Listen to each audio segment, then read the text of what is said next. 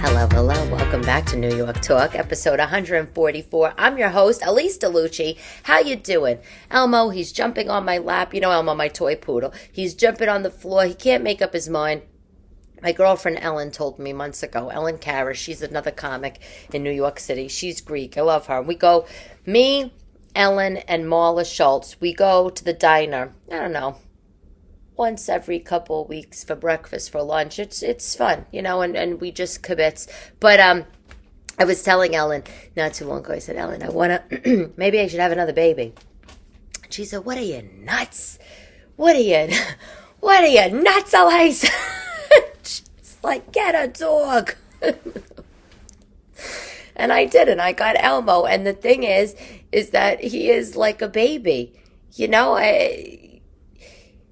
Or is that something we tell ourselves, women? Do we tell ourselves that our dogs are like our babies after we get to a certain age and we either can't have a baby anymore? It's just completely unrealistic to have a baby. I racked my brain. You know, let me tell you something. I have, oh my God, I'm totally blanking, but I have one of the girls that listens to this podcast, one of the Colombo sisters. First, I mention these girls all the time. They're going to be like, what is this? Elyse have no other podcasts listeners except for us. But they came to see me at Gotham Comedy Club one night, and it was a few years ago, and I said something about having another baby, like after the show, like in like private conversation. And one of the sisters said, don't do it. Not that like she regrets it, but you know, and when she said that to me, it stuck with me. I told all my girlfriends, I said, I met this woman last night and she's telling me like she had 3 kids and the third is so hard and don't do it. You know, and of course at that time, Priscilla was like, yeah, why would you ever do that? Like Priscilla has 2 kids, but Denise has 3 and Stephanie has 3 and I always wanted 3. So it's a whole, you know, my head, it's like full of all this mishigas, but never say never. I'm only 39, which, by the by, my birthday is next month in September. I turn the big 40.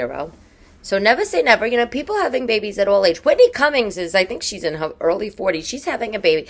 But it's not necessarily if you have your first baby when you're in your early 40s or late 40s, whatever.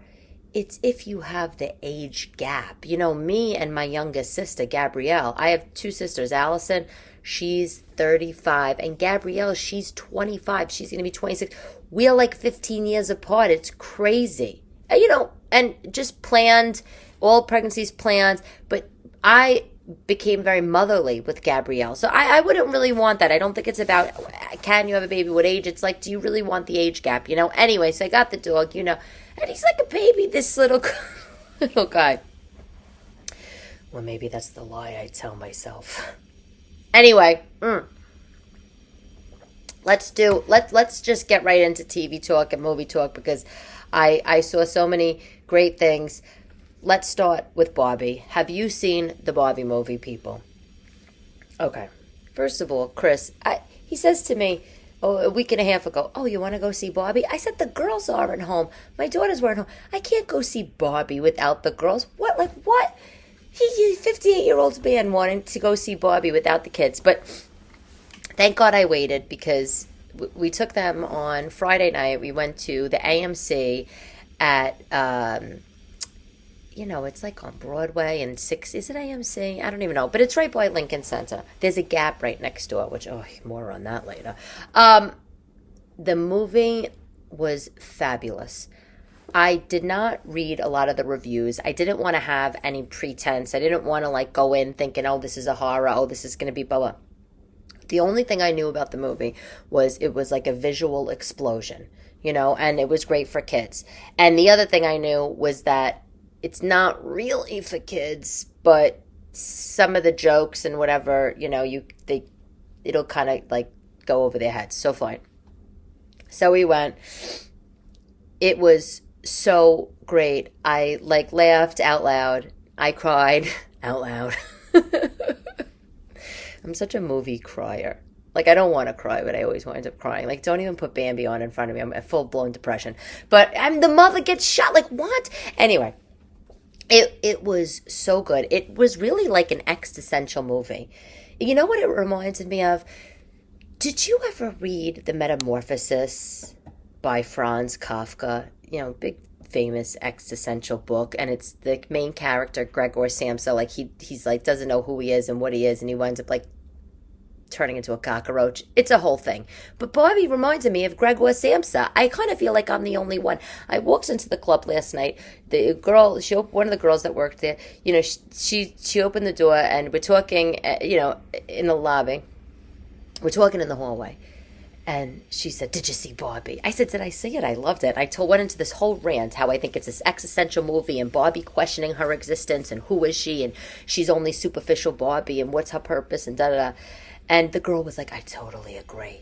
It really is a good movie." And side note, the costume, the set design, out of this world, just so fun. And of course, people are saying, like this girl was saying, oh, and it has like a feminist angle because it talks about all the different things that Barbie is and and when the men take over Barbie land, because they do that, and that's not really a spoiler alert because that's not the end of the movie.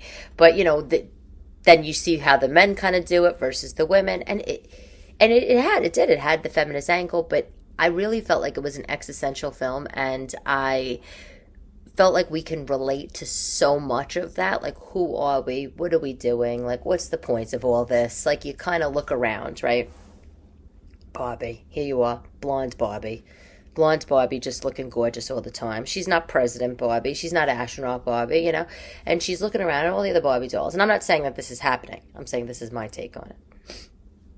She's looking around at all the other Barbie dolls, and she's like, who am I? Well, these Barbies are the president. This one's the astronaut. And what the hell is my purpose? I'm just what? Run-of-the-mill plain Barbie? But isn't that what life's about? Isn't it about you don't have to be doing some big giant thing? You don't have to have some big giant thing. It's just about existing and the journey and all that stuff. I don't know. You know what I liked about overall? You could get deep with the movie. You can get not deep with the movie. And the dolls loved it. You know what mommy didn't love about the movie? Okay.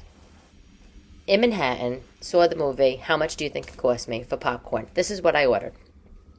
It's a very special treat because usually mommy smuggles in juice boxes and like popcorn into my pocketbook. I got a large popcorn, a large club soda for mommy. I got them, the girls, 2 kids' drinks and Skittles. And then they had this gourmet popcorn. It was like popcorn and Oreos, which is exactly what everybody's waistline needs. And I got a small one of that because they were dying for it. How much do you think that was? Yeah, you're right, $50. It was $51 and change. Someone else said $51 yesterday, so I feel like you were going to go there with that number. I just thought between the tickets and the movies, this is a $175 day out. And we didn't eat home. We didn't eat out, thank God. Because everything is getting more expensive, but we're not getting any richer. You know what I'm saying? I can't believe the prices. I just can't.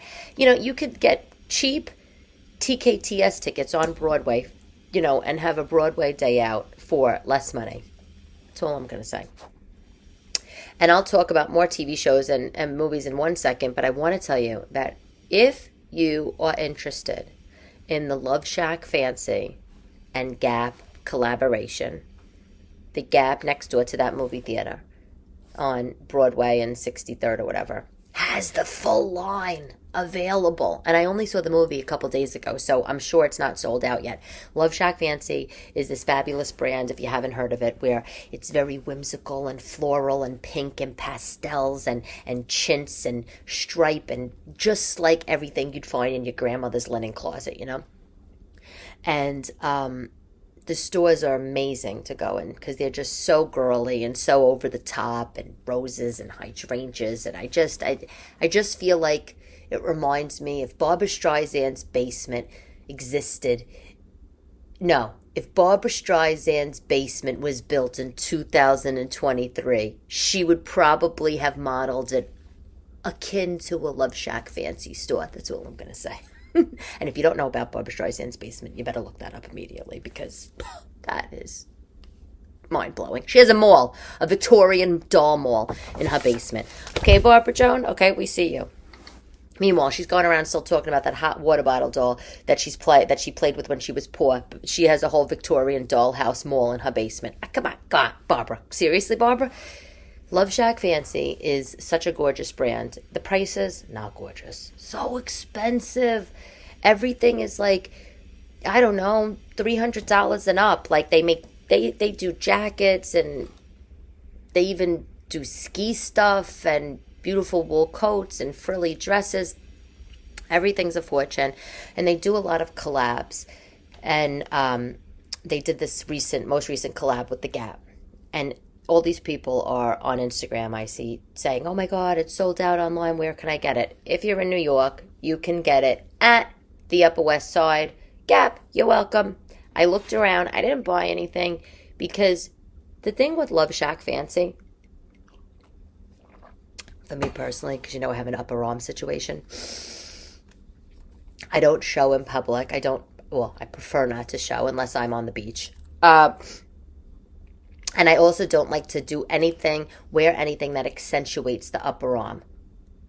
Big pompadour, frills, sleeves, nothing like this. No cap sleeves, nothing. And even like there's jackets, with the puffy sleeves, which by the way, can we stop this trend? And so when I went in the Gap, I tried on one of their jackets with the collab. And it was a denim jacket with white flowers. And it looked on the hanger so adorable. And then I tried it on and it had that tapering at the shoulder, You just saw a little baby puff. And the sleeve of the denim jacket was wider than a normal sleeve. And I just thought, I'm not doing this. What? Please, fashion industry. A lot of women, their back, our upper arms, that whole trunk region is not one we want to accentuate with extra fabric. Come on.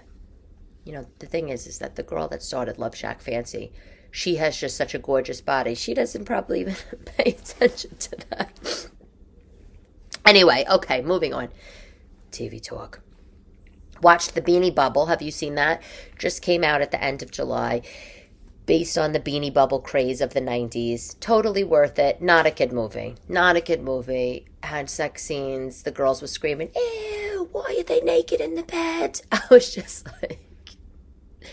I was like, I don't know, because they're sick, disgusting perverts. That's why. Close your eyes, girls. Put your earmuffs on. What do I say to kids when they see... What do you say to your kids when you see sex and cursing on the TV? So the Beanie Baby movie, The Beanie Bubble, it's called.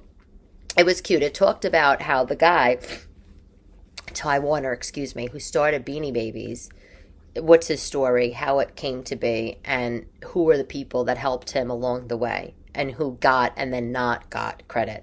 So it's great, especially because, I'm doing all of these collectors posts on social. So it was like right up my alley. And in that same vein, another movie, The Pez Outlaw. Oh. Saw that. Fab. I know you're like, why are you watching so much TV the last couple weeks? I don't know. Because I am. I think we just loved the Barbie movie so much. I just got into a TV quick. But what do you do with guys anyway? I mean, when you're like in the house and it's hot, it's sweltering out.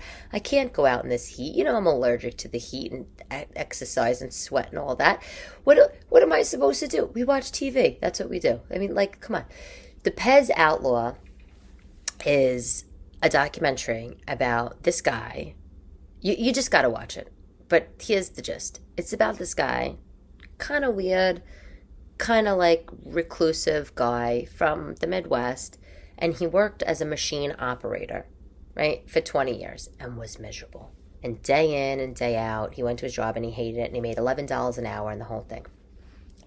And his wife that he married when he was 18, she was there for him, their whole marriage, they're still married, and she was being interviewed for the documentary, and she said he was a hard worker, but he would read these books when he was at work because his job was so boring, and I knew he was looking for an outlet in something. And you guessed it, he got into Pez collecting. And the whole movie is about that. And he became rich as sin with his pets collecting. And I'm not going to do spoiler alerts, but you have to see it. It's great. It's uplifting. It made me laugh out loud at some parts. Chris fell asleep, but that's because it was like 11 o'clock at night, and that's just what he does. That was a great movie. And then the best one I watched on my own, because I'm a glutton for punishment, is a documentary on Hulu called The Sarah Lawrence Cult. OMG. It's about the college, Sarah Lawrence in Bronxville. Very amazing school, fabulous school. And it's about this true story. Again, documentary, my preference of movies. These kids that went to the school, and a cult was formed. And all the stuff that happened in the cult. And here's what I will tell you. This is how the cult was formed. And no, not ruining anything for you. One of the girls that was living in this house on campus, her father was in prison. And he was getting out of prison. And apparently he went to prison for tax evasion or child support, something like that. And when he was getting out of jail, he didn't have anywhere to stay. So she says to her roommates, oh, do you mind if my father stays with us for a couple nights? And the kids were like, look, he's nice enough. He seems nice enough. Like, okay, if it's a couple nights, whatever. I know. Like, red flag. I know. Elmo, mommy's on the phone. No barking. He's barking at the remote control. Elmo. Come here, Elmo. Come to mommy. And this guy stays at the house for a couple nights, and that's what I am going to leave it at, because I don't want to ruin anything for you. Here's the thing.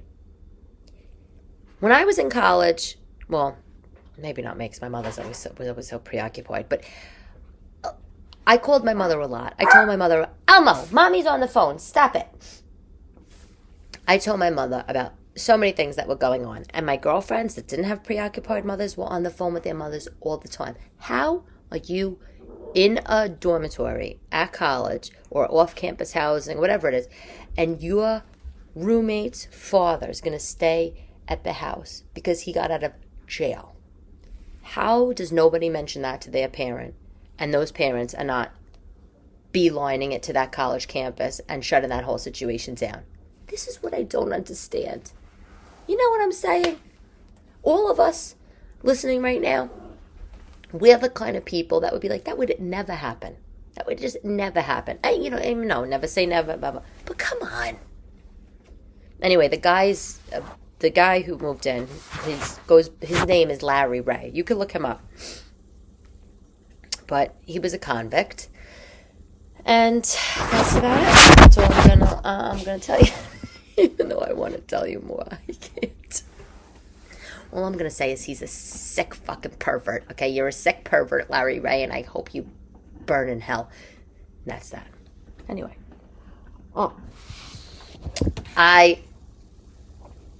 You are seeing these posts, I know, on Instagram, right? Like about the coining where a few people that are listening, they messaged me, and they're like, where the fuck is this coming from, Elyse? I said, what do you mean? I'm a lady with many hobbies. Come here, Elmo. I always loved antiques. I love antiques. Okay, Elmo didn't want to be up. I love antiques. I love tchotchkes. I love all of that stuff. Meissen, Yadro, Wedgwood, Limoges, Deruda. I love all of that stuff. I've always loved that stuff. And, my grandmother had her little pieces here and there. My mother had her little pieces here and there. And my mom's sister, my auntie, she's like, I don't want to say mega collector, because it's not mega on any scale, but she lives in Connecticut. She goes to a lot of tag sales. She always did. I was always so in love with that whole thing, right? And I thought through the years, I'm not doing it, by the way, but I thought through the years, maybe I'll have a little Etsy store. Maybe I'll, sell on eBay, like when I was in my 20s, whatever. And I didn't feel like it was something I really wanted to do. I didn't think it was particularly lucrative for me in terms of like travel to and obviously I had like huge jobs, corporate jobs, and I had the babies, blah blah whatever. So I didn't want to do that. I never did it. All I do is I just love to go antiquing, and I love tag sales, and I like to collect and blah blah blah whatever. And I read all the books on the hallmarks. Look at this dog. You can't even see him. I'm like telling you, look at him as if you're in the room. He just grabbed a piece of printer paper and he ran away, chewing it up, which is exactly what I don't want to have, because I don't want the background noise. Anyway, people are sending me their pieces of china in my email, and they're like, Elyse, I got this Capo Diamante statue. You think it's worth money? And here's the thing, I don't know. I know, like, I buy what I like. That's what they say, like, the number one rule is, right? Like, in antiquing and stuff, buy what you like. But of course, I flip things over to look at the marks. I check if it's hand painted versus machine painted. Like, I'm interested in all of that stuff. But I don't really know. I do know some of the brands, like a Capo Diamante. I know what the hallmarks are, like from the 1700s. I know what the hallmarks are in the 1800s. I know what they are post 1925, right? Which is like a stamp, which is like the one that she has, aka not worth as much money. And I use all this stuff in my noggin when I go out and I go to the thrift stores or whatever. It's just something I just like to do. So anyway, maybe I'll do a post about it. Who knew it was going to become a thing? And of course, probably like you, I love Antiques Roadshow. I love American Pickers. I love Storage Wars. I love porn stars. You know, what is it? Porn stars? Porn stores? Porn star. I don't know. You know the show about the guy in Vegas with the shop? Anyway, love all of it. And one of the things I love to do, this was really when my love affair started. I was going back and forth to Wales a lot, you know, to visit Paulie the Tooth's family when I was married. And his family lives in a little village outside Cardiff in Wales. And I would take the train from Dinas Powys, the town, by myself, you know, into Cardiff, the city, and I would walk around Cardiff. And Cardiff is a small metropolitan city, and I always was interested in shopping. I always wanted to see what local, blah, blah, whatever. And that was like my little respite from, you know, the British family serving 2 pieces of chicken for 6 people, you know. But there was these, like, stores. They weren't even stores, per se. They were, like, warehouses, kind of like on the outskirts. One in particular I'm thinking of. And it was an antiques junk kind of place. And I went in, like the first time, right? And it was like a treasure barn. It was like 3 floors, probably millions, like it was like the size of a mall, a shopping mall, of just antiques and furniture and fabrics and just old shit, and nobody there wants it. Nobody there wanted to buy old shit because, I don't know, they're not New York City. They don't, you know, they're not constantly filled with skyscrapers and all these blah, blah. Like, so they yearn, those people, they yearn for like skyscrapers and new fancy things and the big designers and the Fifth Avenue kind of stores, because they don't have that there. They just have the run-of-the-mill, maybe big box chains, and then whatever's local to them, and then maybe their antique old stores. So to them, this is like, oh, they couldn't think of anything worse than to bother with this stuff. Me? Forget it. I was nuts. I was nuts for antiques, and that was like one of the big trips that started for me. I bought stuff. And then that's it. And, you know, that was it. And then, you know, of course, like I said, antique sales, thrift, blah, blah, whatever. Yeah. I didn't know that these posts would be successful. So I'm happy. And, you know, the thing is, I love doing it. I love talking about it. I'm doing some toys, too. Like, I did My Little Pony the other day, which, who knew those were valuable? And I know some toys that are valuable, i.e. Pez, you know, like those kind of toy-ish collector items. I'm more into Majolica and the porcelains and the ceramics. But Oh, and silver. I like the British silver, the hall markings, that kind of stuff. But anyway, it's such great fun. And the thing that I love about antiquing is anybody could do it. It doesn't cost anything, and it's like a fun. It's fun. It's so fun. It's fun to be with a friend, right? Like, and be at their mother's house or something, and just see something that catches your eye. Not gawk, because that's not classy. But to say, oh, is that Limoges? Or if they, oh, that's pretty. Then the mother's like, oh, is that Limoges? And then, no, oh, it's Limoges. And then you say, oh, can I see it? Or, whatever. And you get in a whole conversation. I love that. But I have a big grandma. So I mean, come on. I mean, look at the muu-muu stuff. I love a good muu-muu. Which, by the way, did you know the muu-muus, they started in Hawaii? Nobody knows that. Yeah, because the Christian missionaries, like, at the turn of the century, it was like 1890 something, they went to Hawaii, and the women there, when they showed up, they were wearing like skirts and I don't know, like coconut bras. Yes, this is true. I'm not like trying to be funny. And the South Pacific women and the missionaries, they were like horrified. They were like, oh my God, you have to cover up. This is like not godly.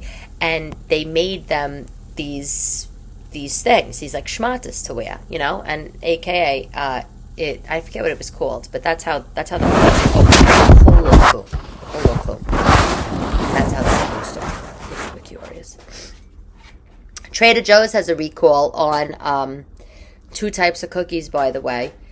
Almond windmill cookies and the dark chocolate chunk cookies, because there's rocks in them. So check your cabinets, people. And also, Food Talk, Skittles has a new flavor, mustard. Who wants mustard flavored Skittles? Is this like Jelly Belly buttered popcorn flavor? Is this like one of these marketing things? Like, we're just going to put it out into the universe and hope people talk about it? Because guess what? It's working. I told the girls, they were like, ew, we don't want mustard flavored Skittles. I'm like, of course you don't. Of course you don't, because that's disgusting.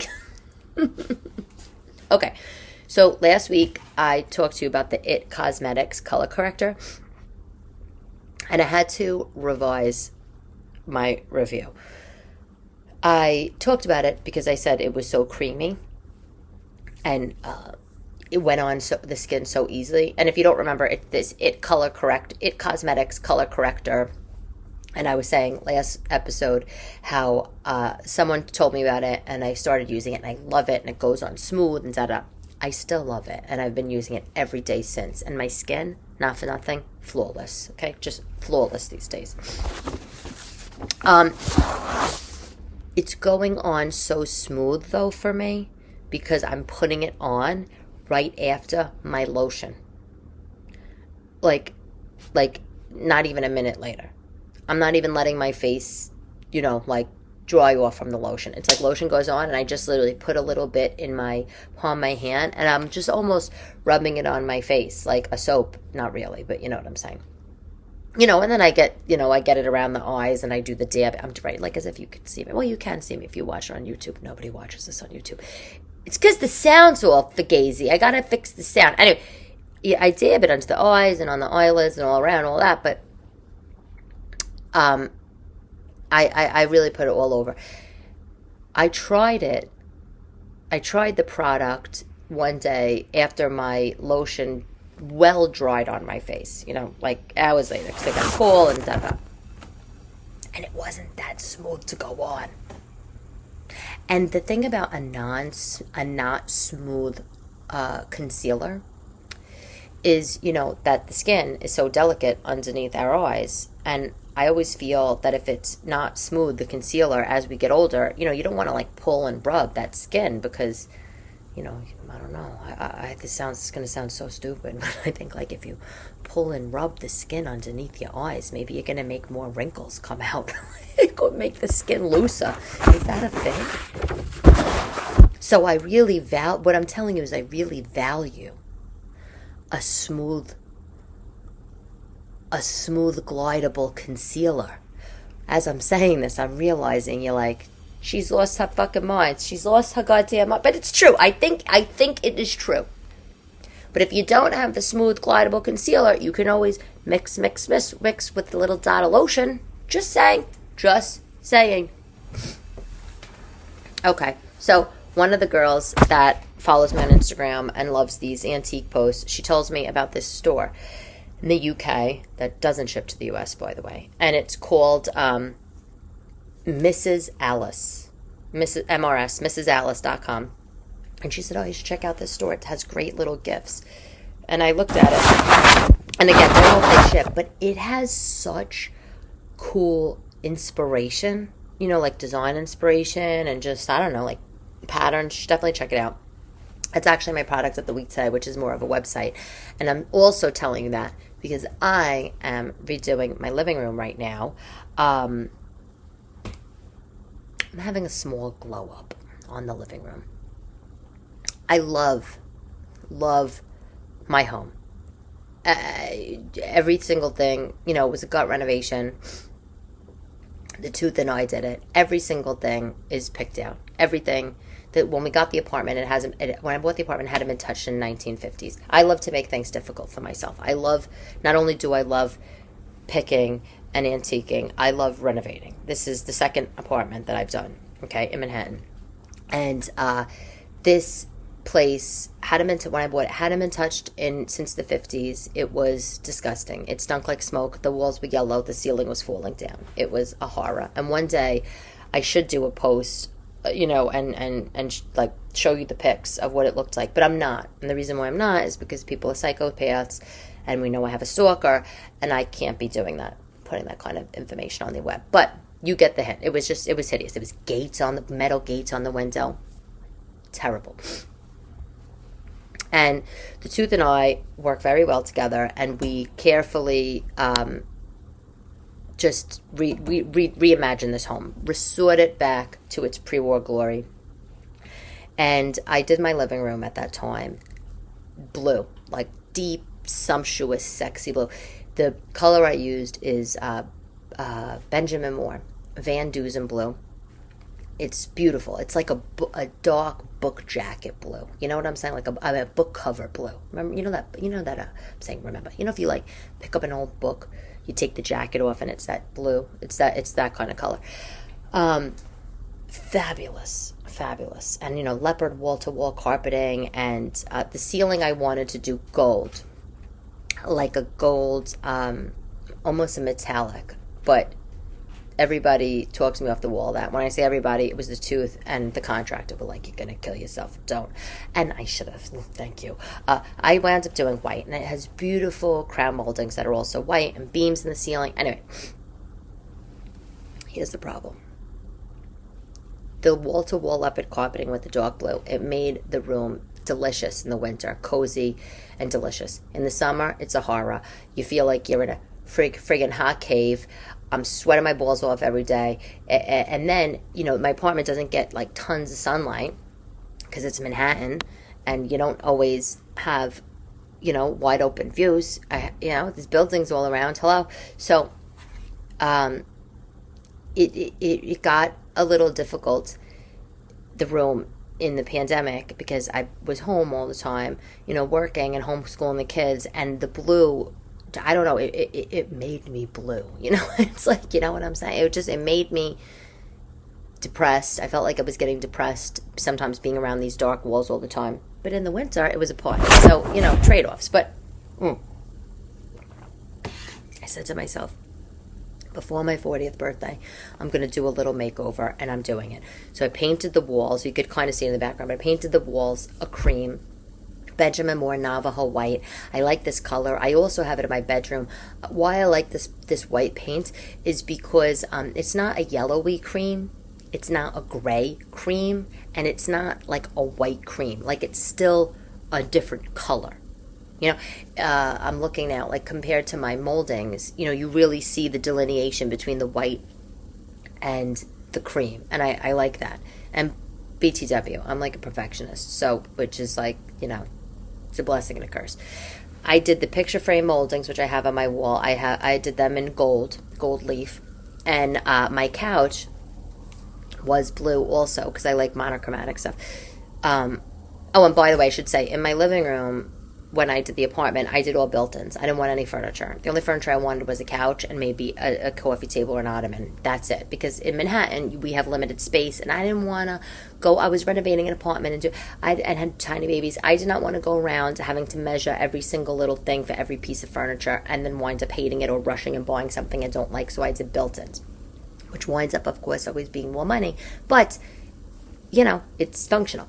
So when I painted the walls blue, the Tooth wanted to do the entertainment unit that I have built. He wanted to do that white. And I was like, no, I want a monochromatic thing. Because I wanted the entertainment unit not to stick out. I wanted to just melt away into the wall, So everything was the blue. So anyway, so the cream, entertainment unit cream. I got the gold leaf picture frame moldings. My couch was blue, a similar blue to the walls. I couldn't get an exact match. I tried. And I'm having that reupholstered. Some of my girlfriends were like, you could have just bought a new couch. Why didn't you just get a new couch? I said, because again, it goes down to the measuring thing. Why didn't I get a new couch? Because this couch is comfortable. It fits perfect. And I don't want to spend time shopping around for a new couch. Would I love Chesterfield's couches. I would have loved a button tufted couch. Yes, I love couches with the bullion fringe on it. But these things are hard to find. They don't really exist. And then there's so much fucking shit around it's not even comfortable. And I said to my girlfriend, not for nothing, have you tried buying a couch in a big city lately? Because none of the furniture stores are here. There's some furniture stores around, right? But most of them are gone. Why? Because landlords are greedy fucks, and the rent is crazy, so they can't pay the rent and have these big furniture showrooms. So I have to go out to Long Island and these places, which I don't mind. I love to shop, but it takes a lot.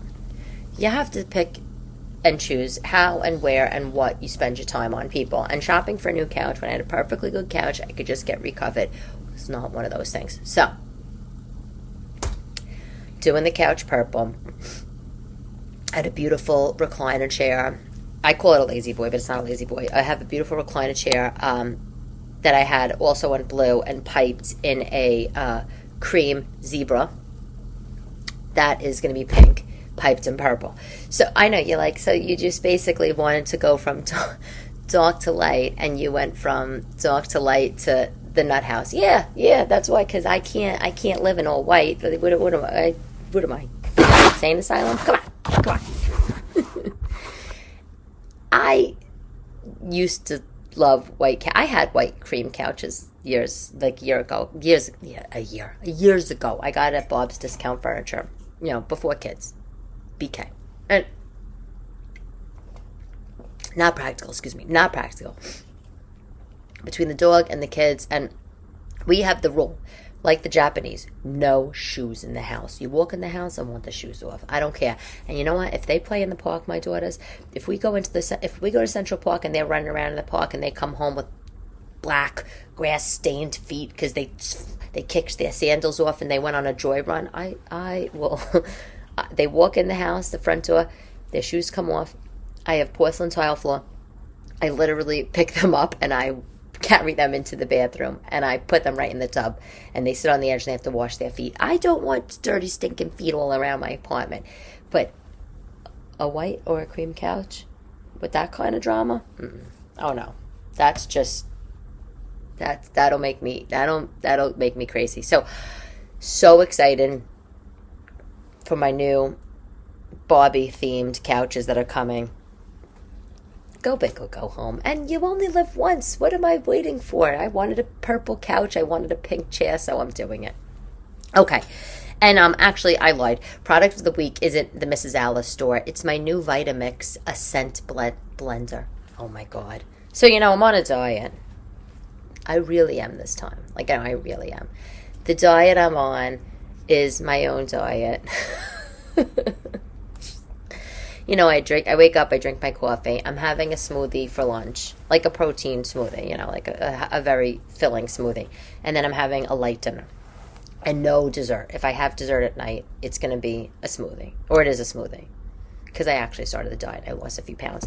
So I needed a new blender because I'm ridiculous. And I decide I'm going to do something that involves doing a physical activity. I'm like, oh, I'm going to train for the marathon.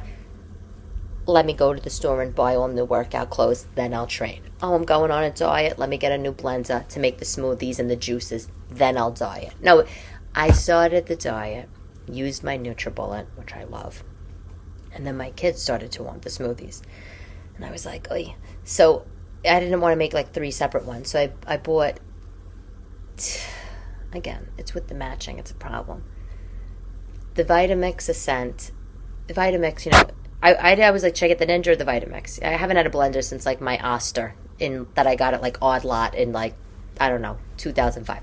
So I chose the Vitamix because I know it like crushes and pummels everything, and it like really does it. Ew, a fly.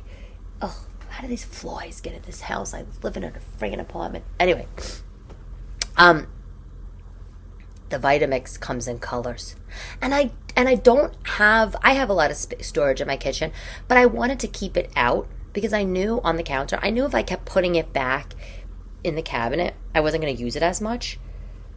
So Vitamix has a white and gold one. I mean, how can I not buy it? And Chris was like, are you kidding me? Anyway, the Vitamix Ascent, it is the A3500 white and gold. I wrote it down for you. Don't even look at the price. Or look at the price and then go throw up after. I mean, I know. But I was like, I'm going to spend this money. I'm going to make myself absolutely nauseous about the price. And then I'm going to really have to use it and I'm going to lose weight. So I was like, this is great. Because I joined the gym, okay? Which is just maybe the price of, the per month price of my gym is outrageous. And it's probably just, not so far off from a couple of Vitamix blenders per month. And I don't even go. I should have just used Priscilla's rule of the gym, which is don't join, just stay home and get fat. So I was like, you know what? Forget it. I'm going to get the blender. It's white and gold. It's a lot of money. It's an investment. It's like, okay, great. So I did it and I love it. I love it. You have to try this blender.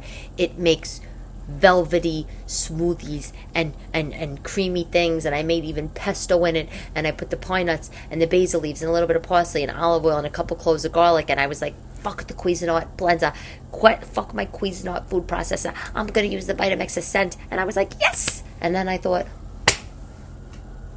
why can't I ever get any sponsors or advertisers to send me one of these gorgeous products? Instead I go like a schmo and I go online and I buy them. And let me tell you the most horrific thing when I bought this, and then we have to wrap up, is William, because I wanted it now, ridiculous. William Sonoma sells the Vitamix Ascent blender in the white and the gold. Great. There's no William Sonoma anymore on the Upper East Side. Fine. There's one in Chelsea. I'm not going to go down to Chelsea and buy the blend. I'm not doing that. Right? I wasn't going to spend the money in the cab. And what am I going to do? I'm going to schlep a blender. I don't even want to schlep a pack of seltzer to home. What New Yorker have you seen?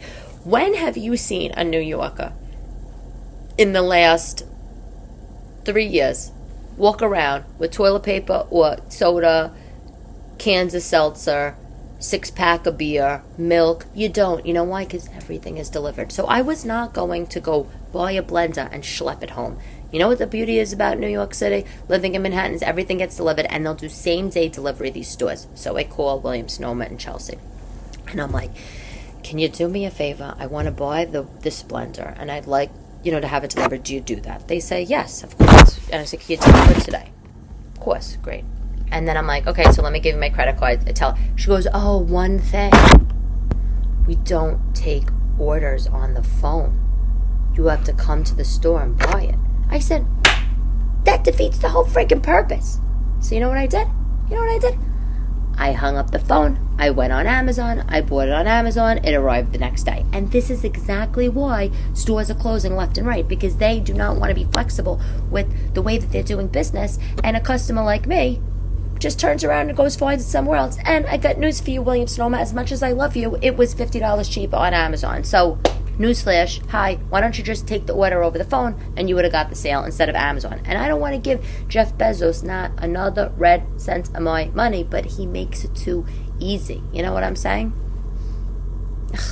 I got so upset about that, to be honest, but I don't regret it. oh no, this blend is changing my life. I swear, I already lost 4 pounds.